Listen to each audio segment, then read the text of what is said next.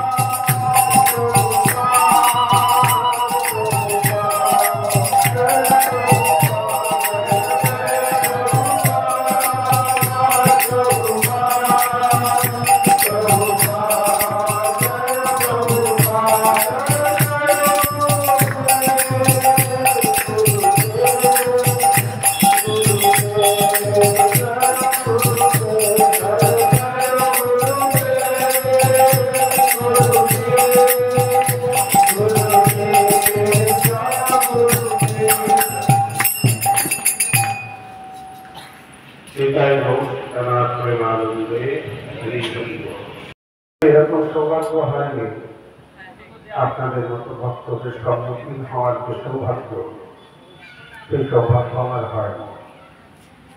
তাই ভগবান গুরু গোবিন্দের ইচ্ছায় আপনাদেরই আশীর্বাদে হয়তো আমি এখানে আসতে পেরেছি। আপনারা আমাকে আশীর্বাদ করবেন যাতে আমি ভগবানের দিব্য কথা আমার এই জলদীক্ষা দিয়ে উচ্চারণ করতে পারি। আপনাদের আশীর্বাদে সেটা সম্ভব। কারণ অনেক বৈষ্ণব মণ্ডলীরা এখানে আছেন যারা অনেক বরিষ্ঠ, আর বহুদিন ধরে আপনারা ভগবানের শ্রবণ করছেন এবং নিজেদের জীবনেও তা আচরণ করছেন।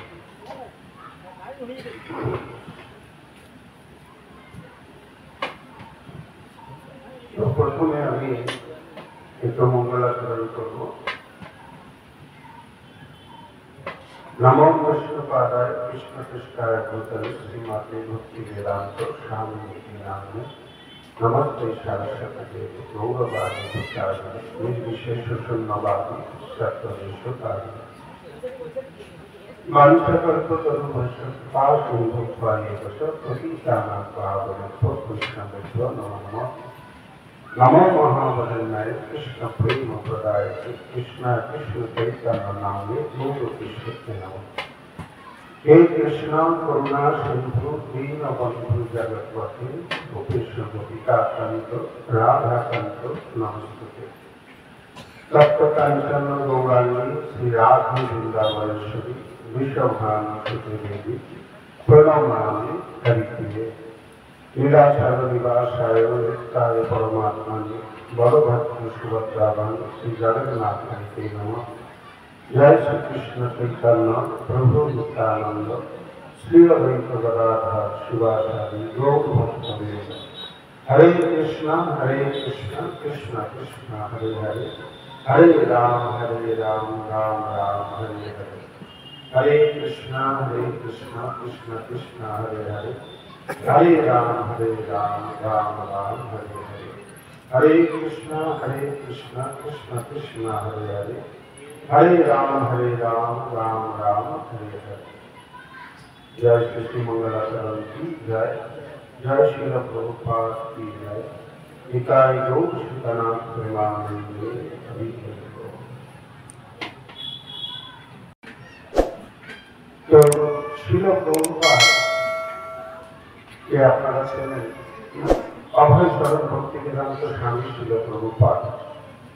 তিনি ইসলামকে প্রতিষ্ঠা করেছিলেন। তিনি প্রতিষ্ঠাকে করতেন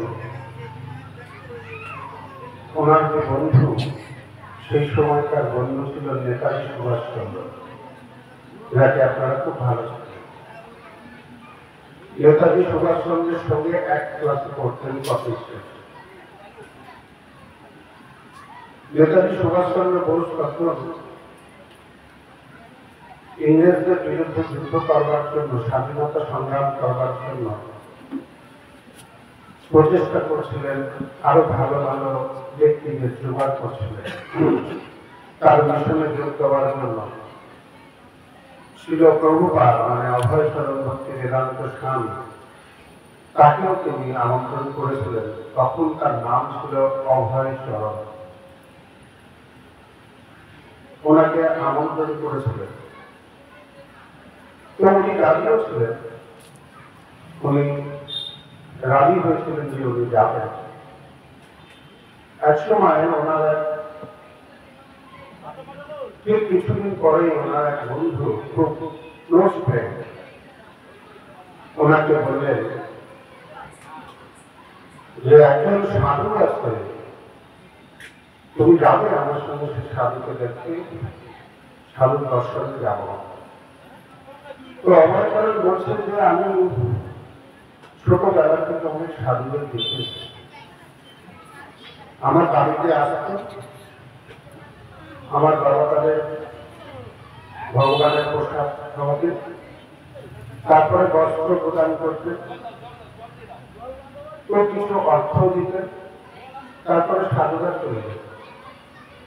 আর অনেক জায়গায় আমি ঘুরে ঘুরে দেখেছি সেই সাধুদের নানান প্রকার অবৈধ কার্যকর্মে লিপ্ত হতে দেখেছি। তাই সাধুদের প্রতি আমার বিশেষ অনুরাগ নেই, বেঁচে নেই আছে। তাই আমি আর সাধুদের দেখতে চাই না, কারণ সুভাষচন্দ্র আমাকে বলেছে মিশন বিরক্তিতে, আমি সুভাষচন্দ্রকে কথা দিয়েছি যে ঠিক আছে আমি কলেজ শেষ করে তোমার মিশনে যোগ করব। বন্ধু মিশন কিভাবে করতে থাকলাম, বলতে অভয়চরণ ঠিক আছে তুমি যাবে, তুমি অনেক সাধু দেখেছো, আমি এমন এক সাধুর কাছে নিয়ে যাবো না, তুমি কোনোদিন ব্যাখ্য দিতে সেরকম সাধু তুমি ব্যাখ্য দিতে। তো অভয়চরণ অনেক ক্রীড়াবিদকে, বন্ধু ক্রীড়াবিদকে রাজি হয়ে অভয়চরণকে নিয়ে গেল কলকাতার উত্তর ডাঙাতে একটা বাড়ি। সেই বাড়ির ছাদে প্রায় ৩০০ লোক ছাদে বসে আছে, আর একজন সাধু সেখানে প্রবচন করছেন। ওনার নাম ছিল ভক্তি সিদ্ধান্ত সরস্বতী ঠাকুর, যিনি গভীর মঠের প্রতিষ্ঠাতা। তো অভয়চরণ যখন সিঁড়ি দিয়ে ছাদের উপরে উঠছেন, তখন ওর বন্ধু আর অভয়চরণ দেখতে পেলেন ছাদে বসার মতো কোনো জায়গা নেই, আর যারাই আছে তারা কোনায় কোনায় কোনো রকমে দাঁড়িয়ে আছে, কিন্তু সাধুর কথা শুনছে। তো অভয়চরণ সিঁড়ির ফাঁক দিয়ে সিঁড়ির থেকে মুখ বাড়িয়ে সাধুকে দেখার চেষ্টা করল। সাধুকে দেখল, একটু তো অভয়চরণ সাধুকে দেখবার চেষ্টা করলেন। আশ্চর্যভাবে সাধুর চোখ অভয়চরণের দিকে চলে গেল। এক মুহূর্তের মধ্যে এই কার্যটা হয়েছিল। সাধু প্রবচন করছিলেন কিছু করতে করতে উনি অভয়চরণকে দেখার পরে বলছেন, তোমার মতো ইংরাজি জানা ছেলেদের পাশ্চাত্য দেশে গিয়ে ভগবান চৈতন্য মহাপ্রভুর গুণগাথা প্রচার করা উচিত। অভয়চরণ নিজে খুব আপসেট হয়ে গেছে, কারণ কারোর সঙ্গে যদি পরিচয় থাকে, অনেকদিনের পরিচয় থাকে, তাকে কিছু ইনস্ট্রাকশন দেওয়া যায়। নতুন ব্যক্তিকে আপনি দেখলেন না, আপনি কিছু ইনস্ট্রাকশন দিয়ে দিলেন তুমি এটা করো, এটা কোনোদিন হয় না। আরো পর্যন্ত হয়েছে কিনা আমি জানি না, কিন্তু অভয়চরণের ক্ষেত্রে এটা হয়েছে।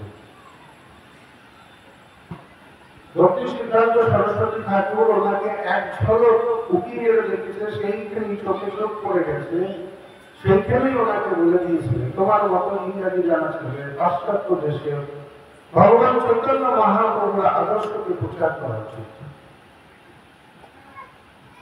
তো উনি বাইরে বেরিয়ে এসে, বেশিক্ষণ ছিলেন না, ওখানে নমস্কার করে বাইরে চলে এসেছে, কারণ ওখানে দাঁড়ানোর কোনো জায়গা ছিল না।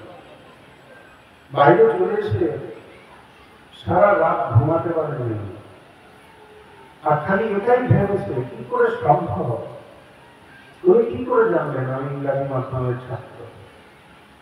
প্রথম তো নাম্বার ওয়ান। দ্বিতীয় হচ্ছে যে আশ্রমে আমার দেখা হয়নি, সে কিভাবে আমাকে ইনস্ট্রাকশন দিতে পারে। তো যেহেতু বুদ্ধিমান ব্যক্তি, সেহেতু বুদ্ধিমান ব্যক্তিরা কোনো কিছু কথা বলেই বুদ্ধিমান ব্যক্তিরা বুদ্ধি দিয়ে চিন্তা করে।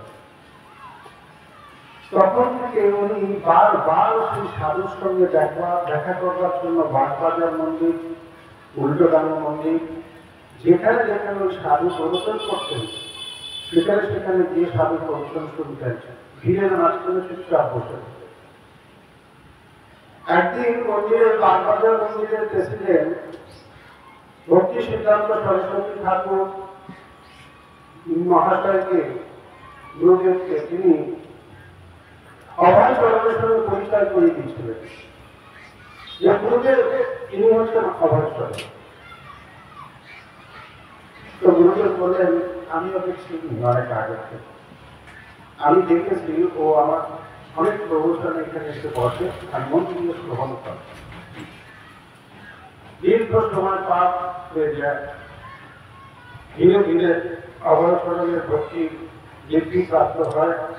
অভয় চরণ একজন গৃহস্থ, তার তিন ছেলে। তো ছেলেরা আছে যদিও কেউ কিন্তু ভক্তির সঙ্গে যুক্ত না, ওনার ছেলেরা।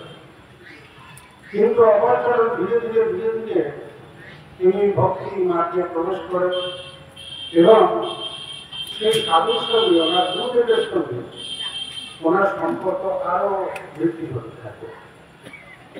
এইভাবে তিনি বৃন্দাবনে যান, রাধা গোবিন্দ মন্দিরে। তিনি ওখানে থেকে দীর্ঘ অধ্যয়ন করেন শাস্ত্র নিয়ে। তারপরে তিনি ভগবতনের তাৎপর্য অনুবাদ লিখতে থাকেন। লিখে 70 বছর বয়সে তিনি বিদেশে পালিয়ে যান। তো 70 বছরের লোক এখানে বসে আছে, তো আমি তো বুঝতে পারবো না কেন 70 বছর হয়নি। যারা 70 বছরে আছেন তারা বুঝতে পারছেন শরীরের অক্ষমতা কতক্ষণ পর্যায়ে পৌঁছে আছে। আর সে বিদেশে গিয়ে প্রচার করাটা 70 বছরের একটা ব্যক্তির কাছে কত চাপ আছে তারাই বলছে, কারণ যে যে জায়গায় দাঁড়িয়ে আছে সে সেটাকে অনুভব করে। তো 70 বছর বয়সে উনি একটা মালবাহী জাহাজে করে উনি গেলেন বিদেশে। উনি প্রথমে চলে গেলেন আমেরিকা। গুরুদেব কিন্তু বলেননি যে তোমাকে আমেরিকা যেতে হবে। গুরুদেব বলেছিলেন, ওনার আদেশ করেছিলেন বিদেশে প্রচার করতে, পাশ্চাত্য দেশে প্রচার করতে। উনি ঠিক করেছিলেন আমেরিকায় যাবেন। কেন? তার কারণ ওখানকার সময়, সেই সময় সমস্ত ভারতীয়দের মধ্যে এরকম একটা কালচার ছিল, যাদের একটু অর্থবান মানুষ যারাই ছিল তারা সব আমেরিকায় যেতে পড়াশোনা, তাদের আর ভারতবর্ষের পড়াশোনা আর ভালো লাগতো না, তারা আমেরিকায় যেতে চাইত। আমেরিকা তাদের হরিণের চোখ মনে হতো। ওখানে গেলেই বোধহয় আমি ডিগ্রি নিয়ে আসবো, তখনই বোধহয় আমার নাম অনেক বাড়বে, আমার প্রেম বাড়বে, ইত্যাদি। তো এইভাবে অভয় চরণ ধীরে ধীরে ভক্তি বেদান্ত স্বামী শিল প্রভুপাদে পরিণত হলেন এবং তিনি চলে গেলেন বিদেশে, আর ওখানে গিয়ে প্রচার শুরু করলেন। প্রথম দিন উনি জানতেন না আমেরিকার কোন পথ কোন দিকে গেছে। জাহাজ থেকে নেমে ওনাকে রিসিভ করার পর্যন্ত কেউ ছিল না, কোনো ব্যক্তি ওখানে ছিল না যে রিসিভ করে বলবে যে আপনি আমার বাড়িতে আসুন, থাকুন, পরের দিন সকালে আপনাকে পুরো দেখাবো কোন জায়গায় যেতে হবে, কেউ ওরকম ছিল। তো উনি ফুটপাতে প্রথম রাতটা কাটিয়েছেন। তারপরের দিন সকালে সামনে একটা বড় পার্ক ছিল, সেই পার্কে সবাই মর্নিং ওয়াক করছিল। উনি একটা গাছের নিচে বসে ভগবানের দিব্য নাম হরে কৃষ্ণ মহামন্ত্র কীর্তন করছিলেন করতাল বাড়িতে। উনি যখন চোখ খুললেন তখন দেখলেন ওনাকে ঘিরে অনেকে দাঁড়িয়ে আছে, সমস্ত বিদেশি লোক উৎসাহী হয়ে দাঁড়িয়ে আছে।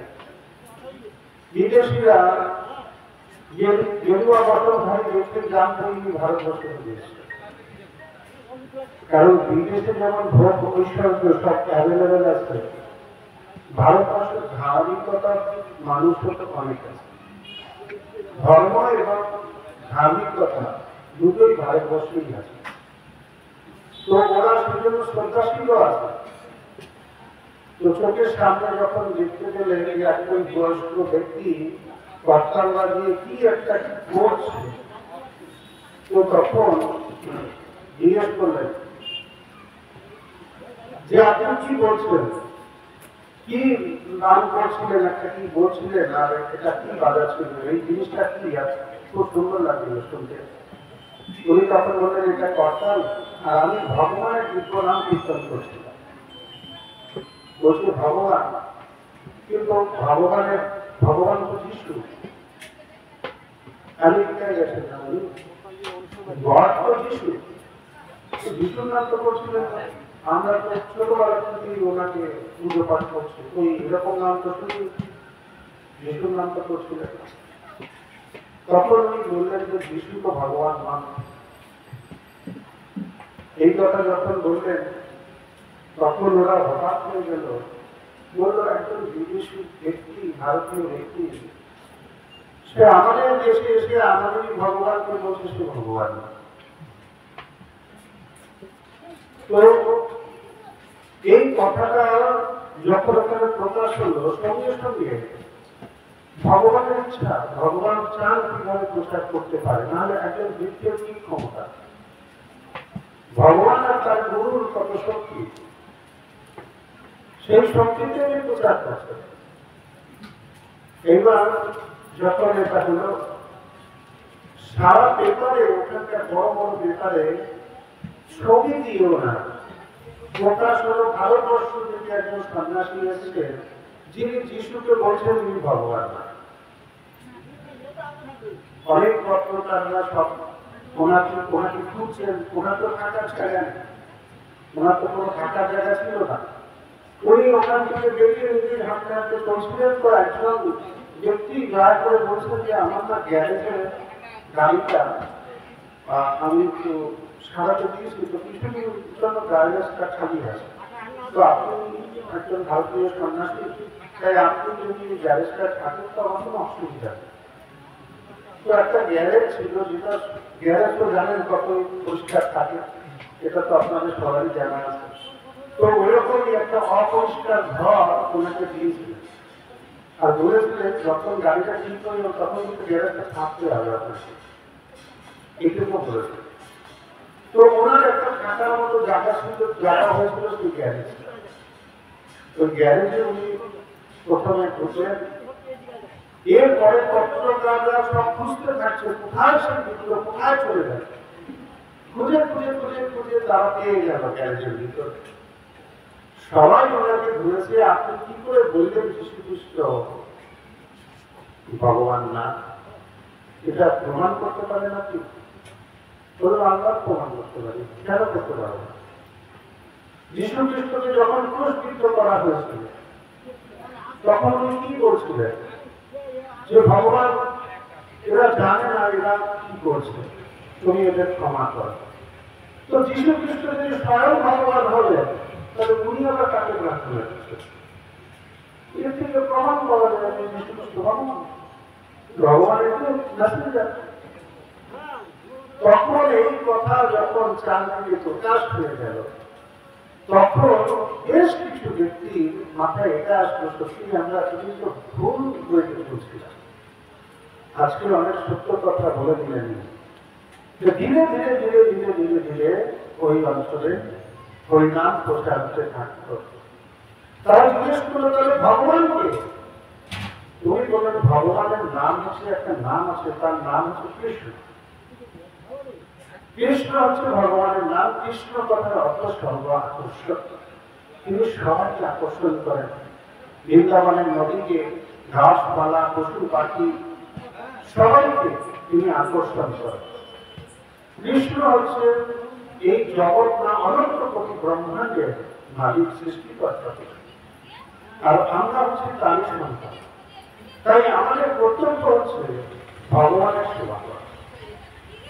আমরা হচ্ছে ভগবানের নিত্য দাস, শিবের সর্বধায় কৃষ্ণ নিত্য দাস। কে বলল? চৈতন্য মহাপ্রভু, চৈতন্য চৈতন্যকে বলল। তো এটা তিনি বললেন। এরপর ধীরে ধীরে ধীরে ধীরে প্রচার হতে লাগলো। তারপরে একটা ইতিহাস আপনারা সবাই জানেন, সারা পৃথিবীতে ইসলাম ভক্তির প্রচার করে দিয়েছে। সারা পৃথিবী ওই বিদ্যমান প্রচার করে দিয়েছে। আজও কিন্তু সেই প্রচার খুব জোর জোরসে চলছে। পৃথিবীর কোন দেশ নেই যেখানে ইসকনের মন্দির নেই। পৃথিবীর কোন দেশ নেই যেখানে ইসকনের ভক্ত নেই। ভারতবর্ষে 5.5 কোটি ইসকন ভক্ত। ভারতবর্ষে, বিদেশে তো বলা হচ্ছে রাশিয়ার যে জনসংখ্যা, সেই জনসংখ্যার 45% ইসকন ভক্ত।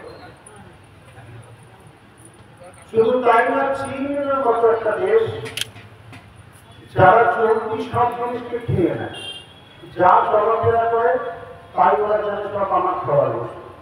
টিকটিকি ইটিকি আসলা দেখি কিছুই তাদের পক্ষ থেকে ছাড় পায় না। তাদের মধ্যেও 5% চীনাবাসী আছেন যারা ইসকন ভক্ত, এবং সেখানে ইসকন মন্দির আছে। পাকিস্তানে ইসকন মন্দির আছে। পাকিস্তানের মুসলিমরা পর্যন্ত ইসকনের ভক্তি করে।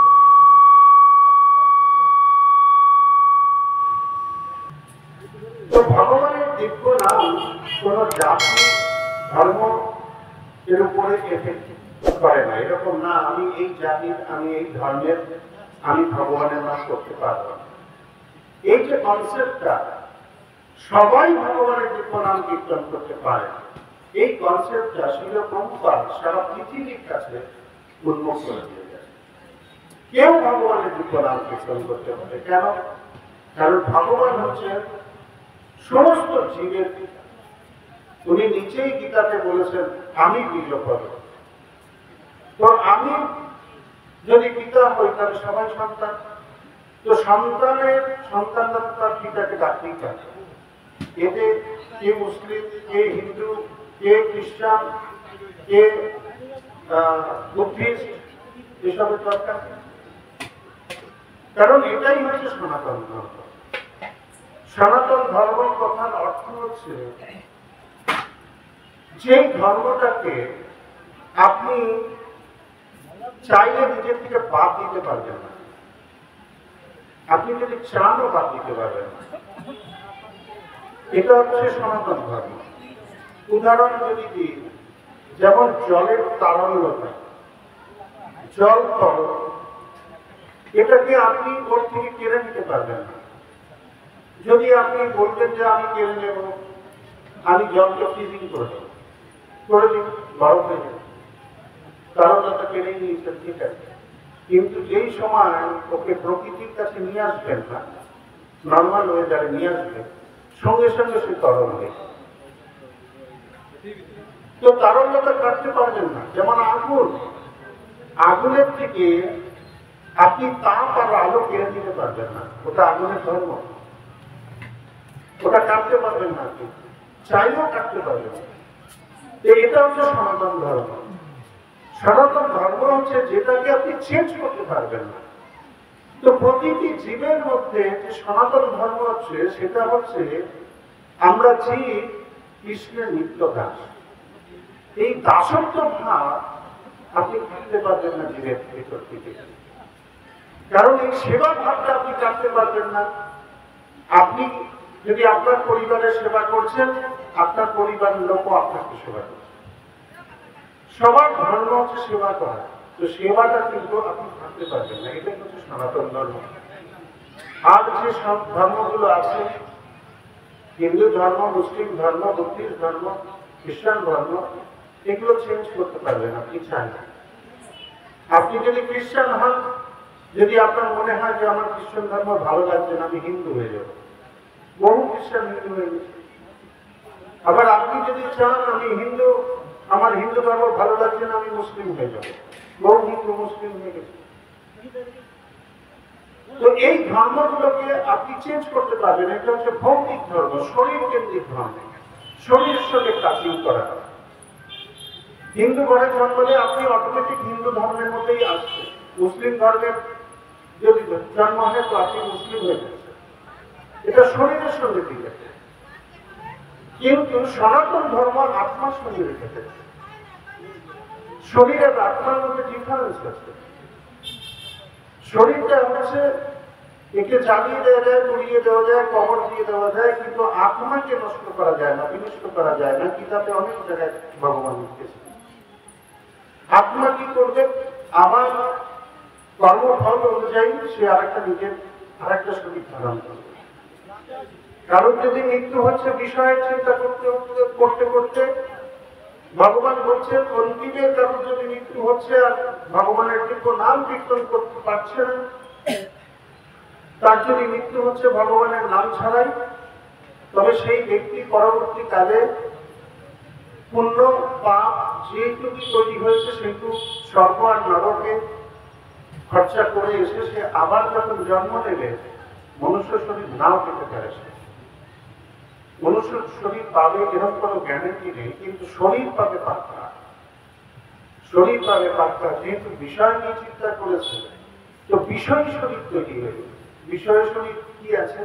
বিষয়কে পাহারা দেয় কে? কুকুর পাহারা। বিষয়কে পাহারা দেয় কে? সাপ পাহারা দেয়।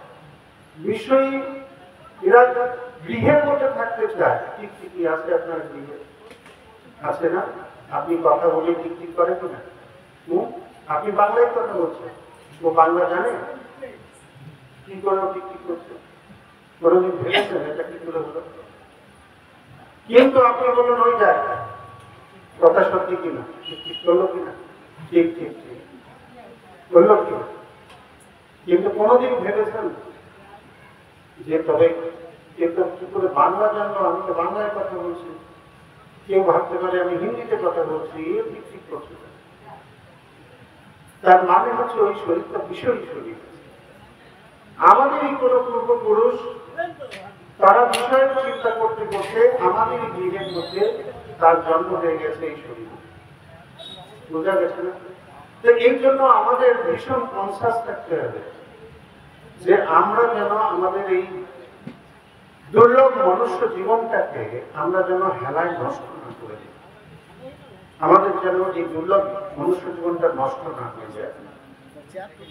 যদিও এই জগতের অনেকেই ভক্তি করতে চান না, তারা ভক্তি করার জন্য ইচ্ছুক না, তারা এই জগতের ভোগ বিলাসে ইচ্ছুক, তারা অনেক সম্পত্তি বাড়াতে চান, অনেক বাড়ি গাড়ি আর জমির মালিক হতে চান, কিন্তু তারা কৃষ্ণ ভক্তি করতে চান না। তারা ভাবছেন এই জগতে আমি ভোগ বিলাস করে বোধহয় আমি খুব আনন্দের সাথে আমি চলে যেতে পারবো। হ্যাঁ, ভোগ বিলাস করে আনন্দ সহকারে চলে যেতে পারেন, কিন্তু দুর্লভ মনুষ্য জীবনটাকে আপনি নষ্ট করে ফেলছেন। দুর্লভ মনুষ্য জীবন শেষ হয়ে গেল। যদিও আমরা ভক্তি পথে আসছি, অনেক কষ্টে ভক্তি পাওয়া যাচ্ছে কারণ না কারণ ভক্তের মাধ্যমে। কোনো না কোনো ভক্ত আমাকে কৃপা করেছে, তার জন্য আমরা ভক্তি জীবনে আসছি। নিজে নিজে তো আসতে পারি না, কেউ না কোনো ভক্ত কৃপা করে, তবে আমরা সেখানে আসতে পারি, প্রবেশ করতে পারি। তো যদি আমরা ওখানে আসছি, সেখান থেকেও আমরা ভক্তি নিচ্ছি। প্রথমে তো ভীষণ শ্রদ্ধা থাকে, ভীষণ শ্রদ্ধা, যাকে দেখছে তাকেই দণ্ডবত, রাস্তা দেখলে রাস্তায় দণ্ডবত করে দিচ্ছে। কিন্তু যতদিন বাড়তে থাকে না, প্রভু প্রভু হতে থাকে, প্রথমে বেশ কিছুদিন যাওয়ার পরে মহাপ্রভু হয়ে যায়। তারা ভাবে তুই অনেকদিন তো প্রভু প্রভু শুনছি, এখন মহাপ্রভুটা হলে ভালো হয়। অনেকদিন ধরে আসি না ভক্তি জীবনে, তাই মহাপ্রভুটা হলে খুব ভালো ছিল আমাদের জিনিসটা। তখন তারা যিনি ভক্তিতে এনেছেন তাকেও পাত্তা দেন না, তারও কিছু ভুল ত্রুটি ধরার জন্য ব্যস্ত হয়ে পড়ে। উনি তো এরকম করেছিলেন, এনেছেন ঠিক কথা, কিন্তু একটু এরম এরম এরম এরম আছে।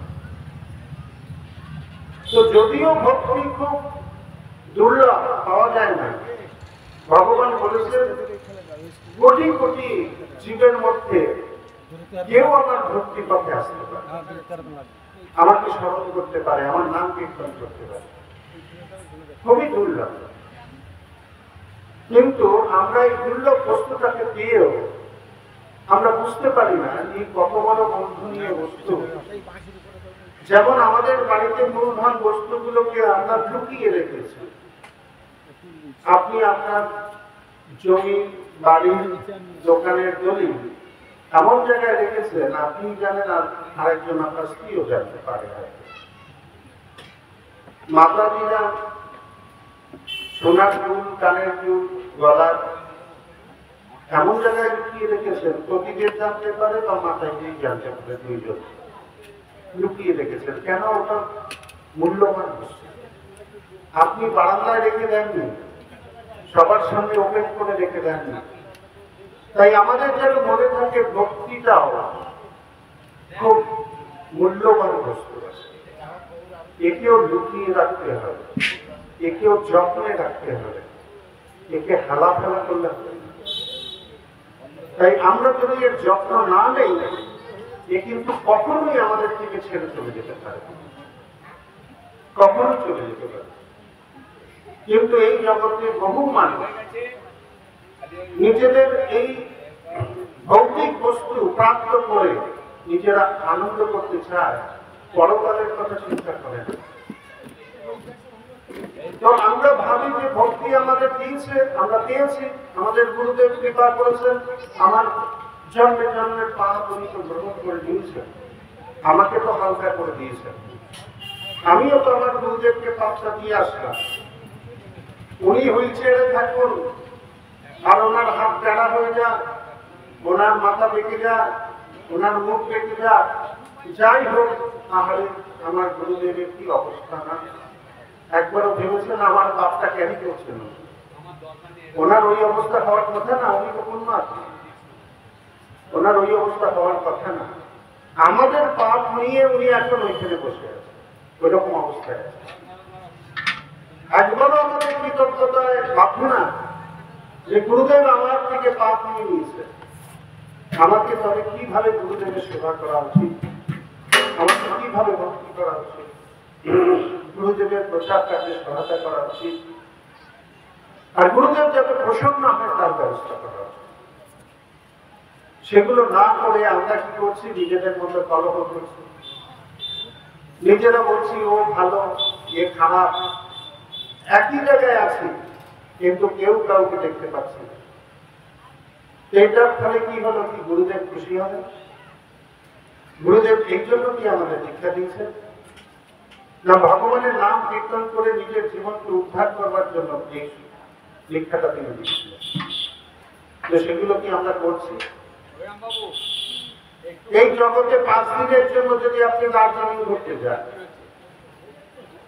4 মাস থেকে আপনি ট্রেনের টিকিট কাটবেন, দার্জিলিং এ নেমে কোন গাড়ি ধরবেন, কোন হোটেলে থাকবেন, সমস্ত ব্যবস্থা আপনি যাওয়ার আগেই করে থাকেন, পৌঁছানোর আগেই সমস্ত কিছু করে থাকেন, যাতে আমি ওখানে পৌঁছে আমার কোনো সময় নষ্ট না হয় বা এদিক ওদিক তাকাতে না হয়, কোথায় যাবো, কিভাবে যাবো। আপনি গোপন ম্যাপ খুলে আপনি সব কিছু দেখে না, কোন স্পটে কিভাবে যাব, কোন গাড়ি কত টাকা দাম চাইছে, সমস্ত খবর আপনি নিয়ে নেন। এবার যখন যেতে যান তখন বাক্সর মধ্যে নিজের জামা কাপড়, ওয়েদার কেমন, ঠান্ডা না গরম, সমস্ত জামা কাপড় সেখানে ভরে আপনি গুছিয়ে ট্রেনে যাবেন। খাবারটাও বানিয়ে, কারণ ট্রেনের খাবারে অ্যাসিড হবে, ঝালমুড়ি বাজে বিক্রি করে, তো বাড়ি থেকে কিছু বানিয়ে নিয়ে যাবেন। তো বাড়ি থেকে বানিয়ে দিয়ে গিয়ে আপনি যাচ্ছেন, কিন্তু দার্জিলিং এ কি পার্মানেন্ট যাচ্ছেন কি? 5 দিনে চলে যাচ্ছেন, আবার বাড়ি ফিরে আসবে না। 5 দিন হয়ে গেলে আবার বাড়ি ফিরে যাবে, তাই না?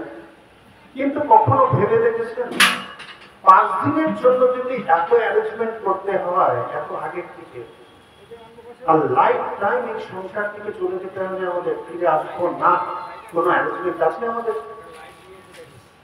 কোনো ব্যবস্থা আছে কারোর কাছে?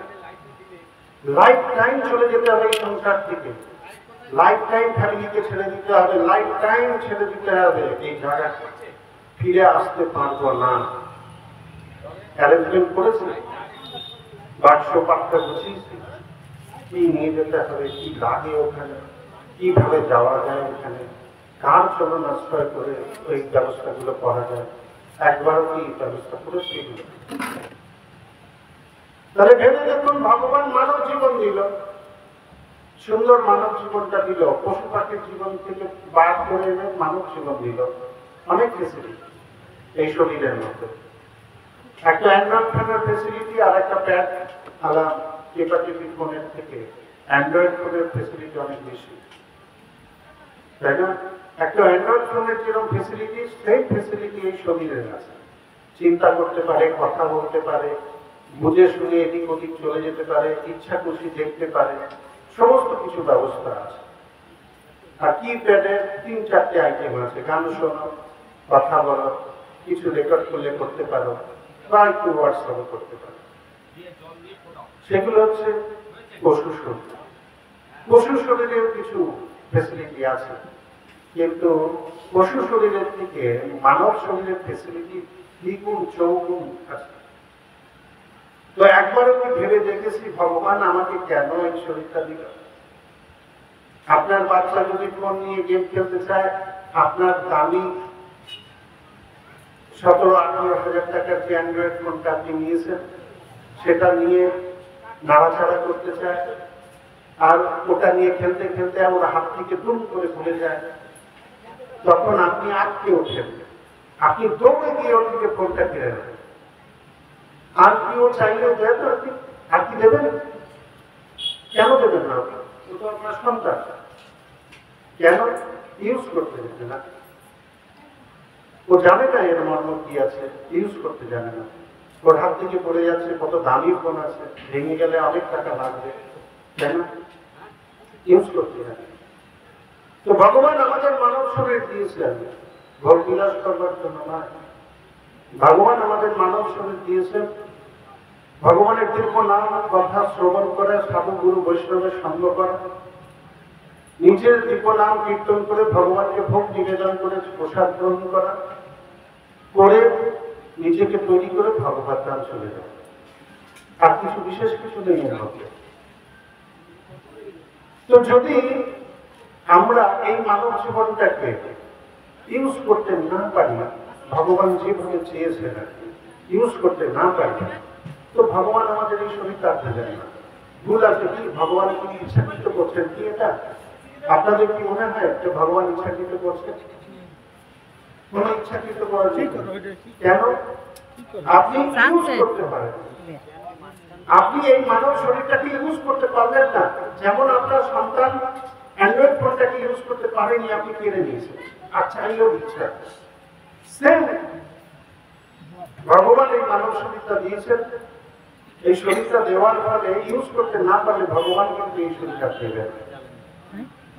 যদিও অনেক কষ্ট ভক্তি পেলাম, তারপরে উনি এসে গেল, আমাদের মুখে অপরাধ এসে গেল, নামে বিশ্বাস নেই। ভগবানের এই দিব্য নাম কীর্তন করলে যে আমি এই জগৎ থেকে মুক্তি পাবো, সেটা বিশ্বাস হয় না। ভাবে যেই হচ্ছে সারাদিন কি নাম করতে হবে না, একটু কাজকর্ম করে খাবার দাবার তো জোগাড় করতে হবে, খাবার দাবার তো খেতে হবে, সারাদিন কি নাম করলে হবে না? নাম কি আমাদের খাওয়ার জোগাড় করে দেবে না? নামের চরণে অপরাধ। তো নামের চরণে অপরাধ করলে কি ফল না হয়, আর সেটা আমরা দেখতে পাই যে নাম প্রভুর চরণে অপরাধ করলে কি শাস্তি লাভ, আর নাম প্রভুর স্মরণ নিলে কি লাভ। আজকে আপনাদের সামনে আমি কিছু সেই বিষয়ে ছোট কথা শোনা। এক জায়গায় একজন সাধু ছিলেন, তিনি গঙ্গারে এক পারে বসে তার ভজন কুটিরে তিনি সাধনা করতেন, আর গ্রামবাসীরা একটা দিন সাধুর কাছে আসতেন ভগবত কথা শ্রবণ করতেন। সাধু ভগবত কথা শ্রবণ করাতেন। তো গঙ্গার ওপার থেকে একজন মাতাজি আসতেন, বৃদ্ধ মাতাজি।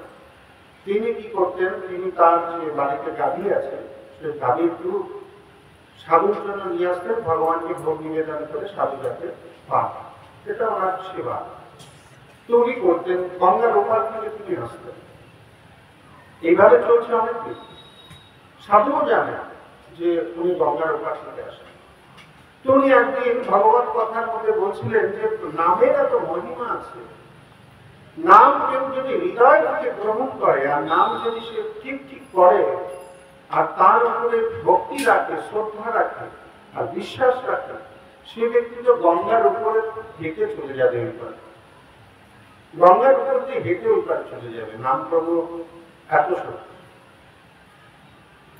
তো বেশ কিছুদিন আগে উনি বলেছেন, তো বেশ কিছুদিন পরে মাতাজি ক্লাস চলছে, মাতাজিও এসছে। সাধু অবাক হচ্ছে যে মাতাজি আসলেন কি করে, যে আজকে তো অ্যানাউন্স করছিল যে খেয়াঘাটে নৌকা পারাপার হবে না, কিছু ডিসপুট আছে, ওদের মধ্যে মিটিং আছে, তাই খেয়া পারাপার হবে। তো সাধু ভাবছিলেন যে হতে পারে হয়তো মিটে গেছে, ওরা আবার খেয়া চালু করে দিয়েছে, না হলে উনি আসবেন। পরে ওনার প্রবচন শেষ হয়ে যাওয়ার পরে ওনার যে ইচ্ছাটা, উনি সেই মাতাজিকে বললেন যে মাতাজি আজকে তো খেয়া বন্ধ ঘোষণা করছিল, তা আপনি ওখান থেকে আসলেন কি করে? বলছে হ্যাঁ খেয়া তো বন্ধই গুরুদেব, খেয়া তো বন্ধই। বলছে বন্ধ, কিন্তু আপনি আসলেন কি করে?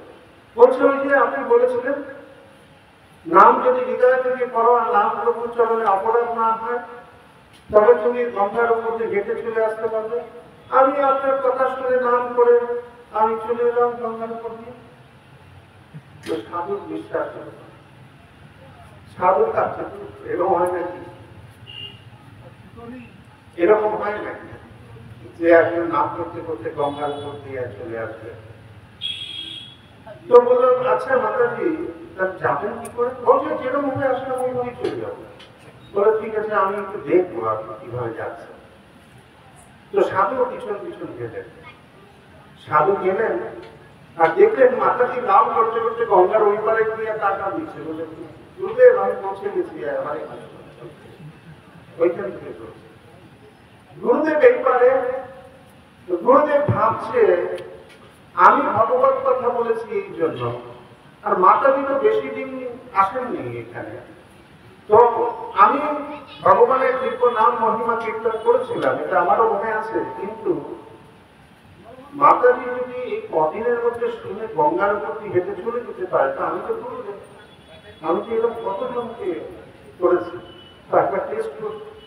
তো গুরুদেব গেছে ডুবে, দৌড়ে ঝাঁপিয়ে নিচে পাড়ে চলে এসছে গুরুদেব। গুরুদেব এসে ভাবছে যে কি হলো ব্যাপারটা। তো কি হলো সেটা হচ্ছে গুরু হয়েও তিনি নামের প্রতি বিশ্বাস রাখতে পারেন, বলার জন্য বলে দিয়েছে, কারণ ভাগবতমে লেখা আছে। তাই আমরা যে নানান সার্টিফিকেট নেই আধ্যাত্মিকতায়, ভক্তি শাস্ত্রী, ভক্তি বেদান্ত, ভক্তি বৈভব, এরকম ইস্কনেও আছে পড়াশোনা। তো এরকম যে সার্টিফিকেট নেই, সেই সার্টিফিকেটটা কিসের আছে? সেই সার্টিফিকেটটা আছে যে এই ভাগবতম করে কোশ্চেন আসবে, কোশ্চেনের আনসার দিতে হবে। তো আমি ভাগবতম করলাম, কোশ্চেন আসলো, আনসার দিয়ে দিলাম, আমি পাস করে দিলাম, আপনি সার্টিফিকেট দিয়ে দিন। কিন্তু এই সার্টিফিকেট কি আছে? ভাগবতম করে হৃদয় নাম করেছে, তার সার্টিফিকেট কি পেয়েছে? সেই সার্টিফিকেট করে। তো যদি জিনিসটা হৃদয় না হলো, তো ওই সার্টিফিকেট ঝুলিয়ে আমি করবো। তো ওই হচ্ছে সাধুর দশা। সাধু জানছে ভগবতমে লেখা আছে নাম করব নামে এত কিছু, উনি সেটাই শুনিয়ে দিয়েছেন সবাইকে। কিন্তু ভক্ত যিনি আছেন সে হৃদয় থেকে ওটাকে গ্রহণ করে দিয়েছেন, আর তিনি সেইভাবেই ভগবানের দিব্য নাম কীর্তন করছে। ওনার জন্য এফেক্ট হয়ে গেল, সাধুর জন্য এফেক্ট হলো। তো নাম প্রভুকে হৃদয় থেকে গ্রহণ করলে কি লাভ হয়, আর হৃদয় থেকে গ্রহণ না করলে কি লাভ হয়, এই একই গল্পের মধ্যে দুটো নিদর্শন আছে। এ তো গেল এক রকম। দ্বিতীয় হচ্ছে যে শাস্ত্রে যেটা ভীষণভাবে উল্লেখ করা হয়েছে সেটা হচ্ছে বৈষ্ণব অপরাধের। আমাদের জীবনে ভক্তি আসতে পারে, কোনো সমস্যা নেই, ভক্তি ভক্ত সঙ্গে থাকলে ভক্তি আসবে। করোনার মতো আপনি মাস্ক পরে যাবেন না, আরেকজনের করোনা হয়েছে, আপনার করোনা হয়ে যাবে, সহজ এরকম। তো ভক্ত সঙ্গে আপনি থাকুন, আপনিও ভক্ত হয়ে যাবেন, এও সহজে, ঠিক আছে না? এর জন্য আপনাকে বিশেষ কিছু করতে হবে না, খালি ভক্ত সঙ্গে থাকুন, ভক্তের ঘেরাতে থাকুন। আর যিনি বরিষ্ঠ ভক্ত, যিনি পরিচালনা করছেন তাকে শ্রদ্ধা করুন, আর তিনি যেটা ইনস্ট্রাকশন দিচ্ছে সেটা শ্রবণ। বাস এই কোয়ালিটি দরকার ভক্তি করবার জন্য, এইটুকু কোয়ালিটি, বাস এইটুকুই থাকলেই আপনি ভক্ত হবেন, ভালো ভক্ত হবেন, আর ভগবান আপনাকে কৃপা করবেন। এটা কোনো ভুল নেই, কারণ ভগবান এইভাবেই বলেছেন শাস্ত্র, যিনি আমাদের দেখভাল করছেন তার কথা ভালো করে শ্রবণ করেন, তিনি কি বলছেন, কি আদেশ দিচ্ছেন, এই না তার ভুল হবে, তার ভুল আমি ধরতে পারবো না। তিনি যদি আমার উপরে থাকেন উদ্ধতম বরিষ্ঠ ভক্ত, তার ভুল আমি ধরবো কি করবো? তো তার ভুল যদি আমি ধরতে চাই, তাহলে আমি কনিষ্ঠ ভক্তের থেকেও নিচে আছি, তার ভুল আমি ধরবো না। যদি সত্যি তিনি কোনো ভুল করে থাকেন, তার ভুল ধরার জন্য তার উপরে যিনি আছেন তিনি ধরবেন, তিনি এটা করতে পারেন, আমি করতে পারি না।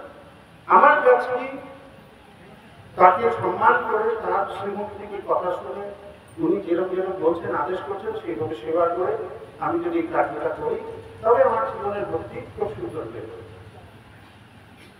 কিন্তু বৈষ্ণব অপরাধের ফলে কি হয়, ভক্তি তো তৈরি হয়ে গেল, এই কাজটা করলাম, কিন্তু অযথা বরিষ্ঠ ভক্ত অথবা আমার সমসাময়িক ভক্তদের নিন্দামন্দ করবার ফলে তো এই জায়গাটায় আমাদের বৈষ্ণব অপরাধ হয়ে যাবে। চৈতন্য মহাপ্রভুকে পুরী জগন্নাথ মন্দিরে, ওখানে এক ভক্ত চৈতন্য মহাপ্রভুকে জিজ্ঞেস করেছেন, চৈতন্য মহাপ্রভু বৈষ্ণবকে? চৈতন্য মহাপ্রভু বললেন, তিনি একবার হরিনাম জপ করেন তিনি বৈষ্ণব।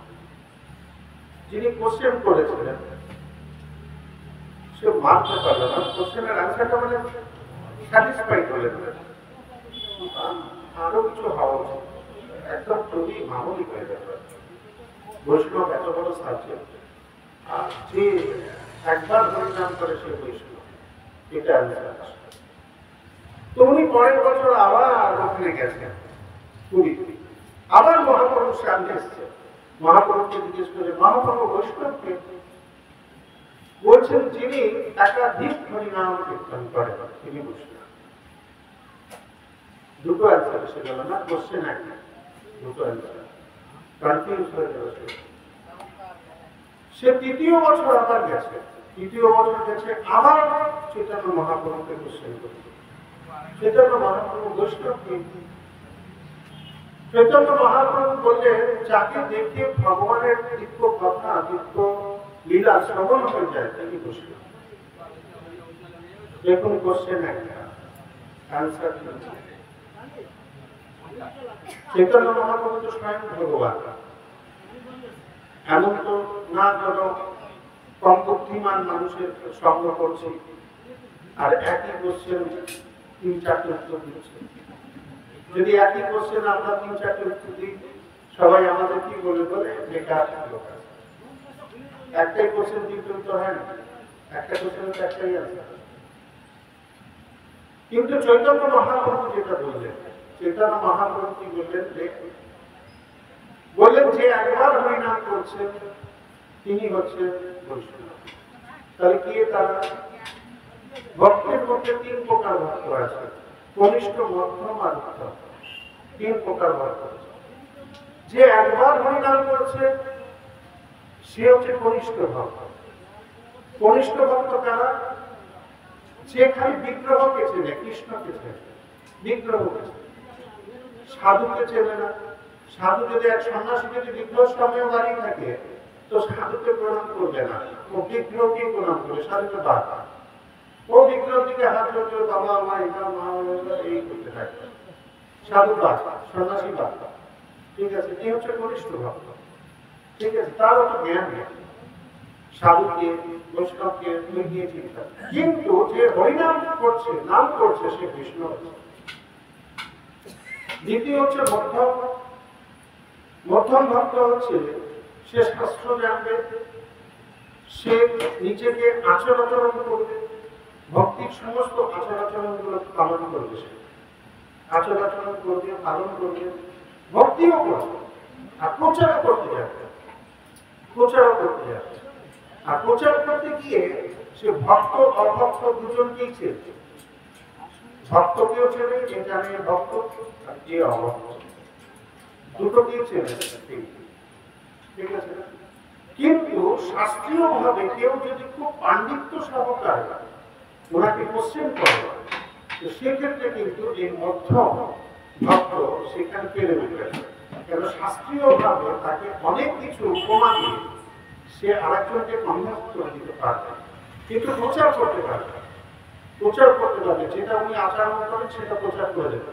এই করো, এই করো, এই করেছিলাম, এই করেছিলাম, এই ভগবানকে এইভাবে বসাতে নেই, এখানে বসাতে, গুরুদেবের চরণে তুলসী দিয়েছে, তাহলে গুরুদেবের চরণে তুলসী দেয়, ইত্যাদি ইত্যাদি সব কিছু করে দেবে। কিন্তু শাস্ত্রীয় ভাবে ব্যাখ্যা করে বলার মতো তার কাছে অত শক্তি নেই, কিন্তু প্রচার করতে পারবে, একে তাকে অনেকে ভক্তিপথে নিয়ে আসতে পারে, এর মধ্যম ভক্ত। আর শুদ্ধ ভক্তকে, শুদ্ধ ভক্ত তিনি যিনি হচ্ছেন এই জগতের সবাইকে ভক্ত দেখেন আর নিজেকে অভক্ত বলে জানেন, উনি হচ্ছেন শুদ্ধ ভক্ত। আপনি যাবেন, আপনাকে প্রচার করবেন না, উনি প্রচার করবেন না, কেন? উনি সবসময় জানেন আমি আমার থেকে বড় ভক্ত হতে পারে, তাই একে আমি প্রচার করতে পারবো না। তাই আপনারা সবাই আমায় আশীর্বাদ করবেন, আশীর্বাদ করবেন, এই কাজ করবেন। উনি একজন শুদ্ধ ভক্ত। এই জগতের সমস্ত কিছুর মধ্যে তিনি ভগবানকে দর্শন করেন, এই জগতের কোনো কিছু সঙ্গে তিনি অ্যাটাচ না, তিনি হচ্ছেন শুদ্ধ ভক্ত।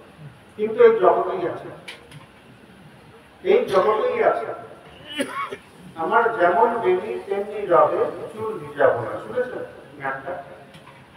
শুনেছেন না? অনেক পুরোনো গান। তো বলছে আমার বেনিটা যেরকম থাকবে সেরকমই থাকবে, আমি জলেও নামবো, সাঁতারও কাটবো, চুল ভিজাবো। তো অর্থাৎ শুদ্ধ ভক্ত এই জগতে থাকবে, এই জগতে আছে, সমস্ত ভোগবিলাস বস্তুগুলো ওনার চোখের সামনে আছে, উনি দেখতে পাচ্ছেন পোকার মতো তারা ঝাঁপিয়ে পড়ছে, লাইটের উপর যেমন পোকা ঝাঁপিয়ে পড়ে, ওরকম ভাবে সবাই পোকার মতো ঝাঁপিয়ে পড়ছে ভোগবিলাস করবার জন্য। কিন্তু ওনার হৃদয়ে ওনার কোনো এরকম মনে হয় না যে আমি একটু ভোগ করছি। উনি সমস্ত কিছু দেখেও নিজেকে একদম আলাদা করে নিজেকে, তিনি হচ্ছেন। তো এইভাবে চৈতন্য মহাপ্রভু যে তিনটে বৈষ্ণবকে তিনটে উত্তর দিলেন, এই তিনটের উত্তরের মানে, ঠিক আছে, তার মানে তিনটে স্টেজ আছে। তো এই তিনটে স্টেজকে আমাদের মনে রাখতে হবে, আমাদের ব্যবহারে মনে রাখতে হবে। আমরা কোনো কনিষ্ঠ ভক্তের চরণে পড়ে যাবো না, আমরা যেন কনিষ্ঠ ভক্তের চরণে পড়ে যাই, আরে আপনার মতো ভক্ত হয় না, ওটা কখনো আছে, ওটা দেখানো আছে যে আমি অনেক ভক্ত, আমি খুব দয়ালু, আমি অনেক সামনে এসেছি, ওটা কপটতাকে চিনতে হবে, কপটতা, অহংকার, ঈর্ষা, এগুলো সব চিনতে হবে। যদি আমি চিনতে না পারি তো শ্বাসটা এরকমই হবে, বৈষ্ণবের মতো হবে, কিন্তু কপটতা এর আড়ালে আমার বৈষ্ণবতা হারিয়ে যাবে। রামচন্দ্র লীলাতে একজন অসুর রাম রাবণের যুদ্ধ হচ্ছিল, রামচন্দ্রের লীলা, রামচন্দ্রের লীলাতে একজন অসুর আছে, সে রাম রাবণের যুদ্ধ চলছিল, ওখানে সেই অসুরটা একটু বুদ্ধিমান অন্যদের থেকে, সে ভাবছিল আমাদের অসুররা এত শক্তিশালী, এত শক্তিধর, কিন্তু কিভাবে এই বানরদের হাতে তাদের মৃত্যু হয়ে যাবে। এই বানরগুলো একটা গদা নিয়েছে, আর আমাদের অসুররা কত কত অস্ত্র নিয়েছে, এত অস্ত্র থাকতেও তারা মরে যাচ্ছে এদের হাতে। তো এর পিছনে কারণটা কি? মানে এই শক্তিটা আসছে করতে, এই বানরদের কাছে শক্তিটা আসছে করতে, এই বড় বড় অসুরকে মেরে ফেলছে। একটু অ্যানালাইসিস করছিলেন। ও কি করছিল, ভিতরে ঢুকে ঢুকে দেখছিল বানরের বেশ ধরে, বানরদের সঙ্গে মিলে দেখছিল যে পরেটা কি বানর দেখছিল। বানররা যখন অসুরকে মারছিল তখন বলছিল জয় শ্রীরাম জয় শ্রীরাম। এ বারবার শুনেছে জয় শ্রীরাম জয় শ্রীরাম জয় শ্রীরাম। মারছে তো গলায়, কিন্তু মুখে বলছে জয় শ্রীরাম। আচ্ছা, এই মন্ত্রই হচ্ছে এদের শব্দ। এই মন্ত্র দিয়ে ওরা মেরে ফেলছে। জয় শ্রীরাম বলছে আর মারছে, আর এই মারাতে অসুর মরে গেছে। পরের দিন যুদ্ধক্ষেত্রে সে কি করেছে, সারা গায়ে শ্রীরাম শ্রীরাম শ্রীরাম শ্রীরাম, সারা শরীর শ্রীরাম শ্রীরাম লিখে এসেছে। এইবার হাতে গদা নিয়ে নেমে পড়েছে। এইবার বানররা দেখছে সারা শরীরে শ্রীরাম শ্রীরাম লেখা আছে, তো রামেরই ভক্ত। সে হাহা করে আসছে আর আমাদের মারছে, আর এরা তাকে গদাই মারছে। কিন্তু গদাটা মারবে কোথায়? সব জায়গায় শ্রীরাম শ্রীরাম লেখা। ভয় পাচ্ছে, ভগবানের নাম আর ভগবান তো এক, তাহলে আমি যদি রামের শরীরে মারি তো ভগবানের গায়ে লাগবে, আমার প্রভুর গায়ে লাগবে। আমি তো এটা ভক্ত হয়ে করতে পারি না, আমি কেন করবো এটা? দাঁড়িয়ে আছে, ভাবছে এই সব কথা। তার আগেও দুধ দাম বেড়ে ওদের মেরে ফেলছে, খেয়ে ফেলছে, স্বপ্ন স্নান করে দিচ্ছে। হাজার হাজার বানরকে মেরে ফেলেছে ওই ভাবনা। বানরটা দিশা দিতে পারছে না, কি করবো? খবর গেছে ভগবান শ্রীরামচন্দ্রের কাছে, প্রভু এরকম এক পশু, সারা গায়ে আপনার নাম লেখা, আর বানরটা মারতে ভয় করছে, কি করবে? আপনি যদি ওখানে স্পটে না আসবেন তাহলে আরো ভয়ঙ্কর কাণ্ড হয়ে যাবে, মানুষ তো শেষ হয়ে যাবে। তো ভগবান সেখানে পৌঁছলেন। ওখানে পৌঁছলেন, সত্যি দেখছেন সারা শরীরে ভগবানের নাম লেখা। তো ভগবান বিভীষণকে ডাকলেন। বিভীষণকে ডেকে জিজ্ঞেস করলেন, বিভীষণ, যে এইভাবে সারা শরীরে নাম লিখে রেখেছে, তো আমি তীরটা মারবো কোথায়? তো বিভীষণ দেখুন কত হামেল ব্যক্তি। এরকম হামেলনেস ভক্তদের হওয়া উচিত গুরুর কাছে। বিভীষণ বলছেন, গুরুদেব, হে প্রভু, এই সংসারের সৃষ্টিকর্তা আপনি যদি আমাকেও সৃষ্টি করে থাকেন তো সূর্যের সৃষ্টি করেছেন। এই জগতের এমন কোন কিছু বস্তু নেই যা আপনি সৃষ্টি করেন, তাই এর বিনাশ কিভাবে হবে আর কিভাবে গঠন হবে তা আপনি সবই জানেন। আপনি সবই জানেন, কিন্তু আপনি ভক্তের গুণকীর্তন করবার জন্য আপনি আমাকে জিজ্ঞেস করছেন। অ্যাকচুয়ালি জানার জন্য আপনি সবই জানেন। এই হামলেস থাকা উচিত একজন শিষ্যের তার গুরু। গুরু যদি কিছু প্রশ্ন করছে কি হবে, সঙ্গে সঙ্গে শিষ্য যদি মনে করে দেখো গুরু হয়েছে জানে না, গুরুদেব আমাকে জিজ্ঞেস করছে, দেখেছ আমি বললাম না আমি অনেক জানি, গাছ হৃদয়ে ভরপুর অহংকারে অহংকারী হয়ে গেছে, তারপরে তিনি সব নিশ্চিত। গুরুদেব সব জানে, গুরুদেব জানেন না এটা হতেই পারে না। তাহলে উনি গুরুদেব বলে উনি সব জানেন, উনি কৃষ্ণ তত্ত্ববেত্তা, উনি সব জানেন কৃষ্ণ, ওনার মধ্যে সব শক্তি আছে। আপনি তো গুরুর কাছে যাবেন, ওনার তো এক্সরে মেশিন, এরকম চোখ দিয়ে তাকিয়ে পুরোটা দেখে নেবে যে কত পাপ, কত হৃদয় অহংকার ঈর্ষা সব কোথায় কোথায় কি রেখেছেন সব করে দেখে নেবে। বিমানবন্দরে যাবেন, বড় বড় স্টেশনে যাবেন, আপনার ব্যাগকে দেবেন, দেখবেন স্ক্যানিং হয়, টিভিতে দেখা যায়, ভেতরে দেখা যায় যে আপনি কোথায় জলের বোতল, কোথায় খাবারের, কোথায় শাড়ি কাপড় গয়না কি রেখেছেন সব দেখা যাবে। তো গুরুদেব ওরকম আছে, গুরুদেবের সামনে দাঁড়াবেন না, সাধারণ ব্যক্তি মনে হবে, কিন্তু গুরুদেবের এক্সপ্লেনেশন আছে, সমস্ত হৃদয়ে যত কিছু আছে কামনা বাসনা সব একবারে দেখে নেবেন। ট্রিটমেন্ট তো যাবে না, এমন না ট্রিটমেন্ট যাবে না, উনি হচ্ছেন আধ্যাত্মিক ডাক্তার, ট্রিটমেন্ট তো যাবে। যাই হোক, শ্রীরামচন্দ্র বিভীষণকে বললেন, বিভীষণ তাহলে কি করবো?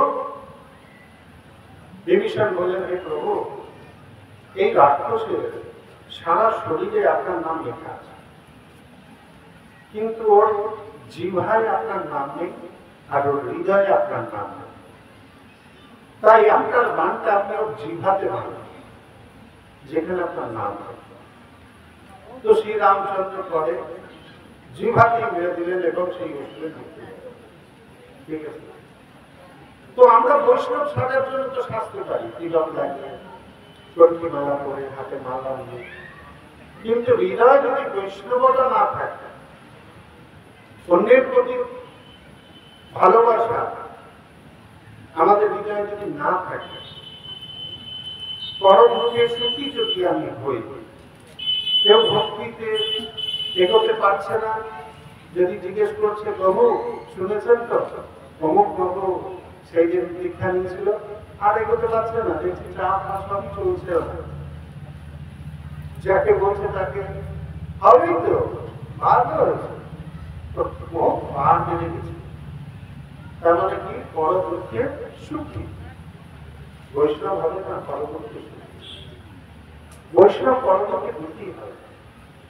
ভক্তি সিদ্ধান্ত ঠাকুরের কাছে দুজন শিষ্য এসে বলছেন যে, প্রভু, গুরু মহারাজ, সেই ব্যক্তিটা মরে গেছে। গুরুদেব বলছেন, কে? বলছে, গুরুদেব দিন রাত সে আপনার নামে উল্টোপাল্টা কথা বলছে, সেই ব্যক্তির মৃত্যু হয়ে গেছে। শিষ্য সে খুব খুশি আছে, গুরুদেবের নামে উল্টোপাল্টা কথা বলতে, ভালো হয়েছে বলেছে।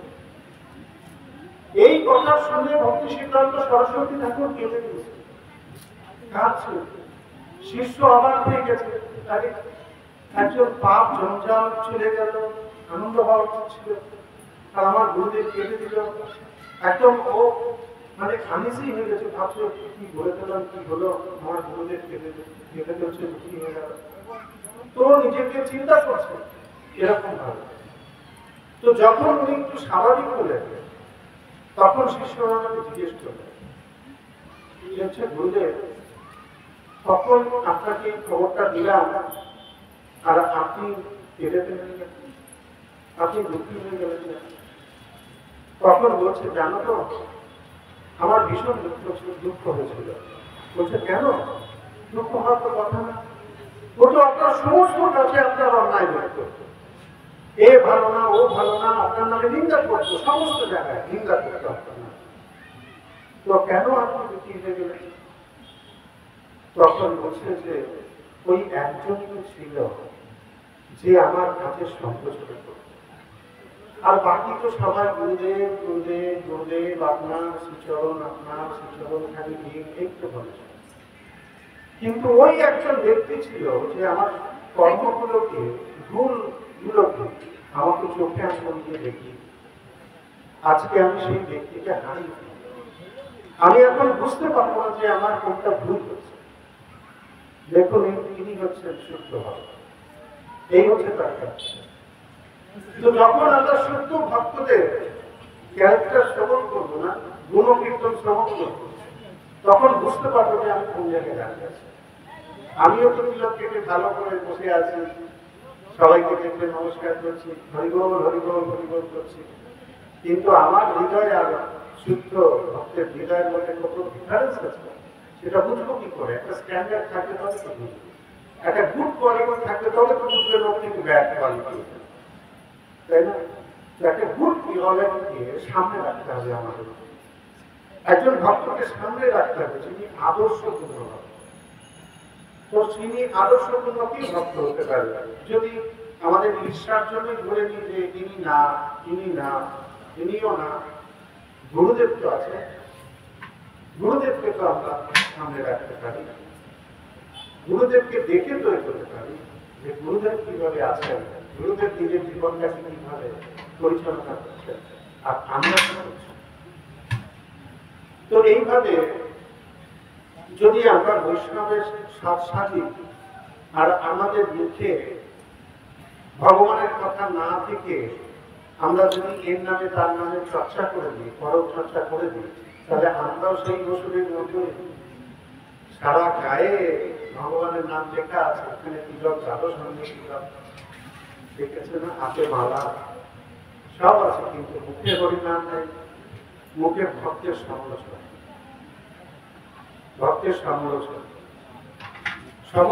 সমালোচনা আর আলোচনার মধ্যে পার্থক্য আছে। আলোচনা হচ্ছে কোন ব্যক্তির নামে আপনি বলতেই পারেন, এতে কোনো সমস্যা নেই, কিছুই বলতে পারেন।